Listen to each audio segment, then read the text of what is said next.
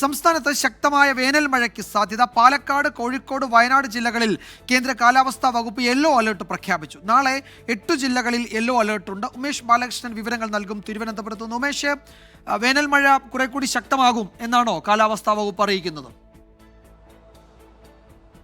തീർച്ചയായും ഇന്ന് 3 ജില്ലകളിൽ യെല്ലോ അലർട്ട് പ്രഖ്യാപിച്ചിട്ടുണ്ട്. അതായത് ഒറ്റപ്പെട്ട ശക്തമായ മഴയ്ക്ക് 3 ജില്ലകളിൽ സാധ്യതയുണ്ട്. പാലക്കാട്, കോഴിക്കോട്, വയനാട് ജില്ലകളിലാണ് യെല്ലോ അലർട്ട്. ഈ ജില്ലകളിൽ 24 മണിക്കൂറിൽ 115 മില്ലിമീറ്റർ വരെ മഴ ലഭിക്കാൻ സാധ്യതയുണ്ട്.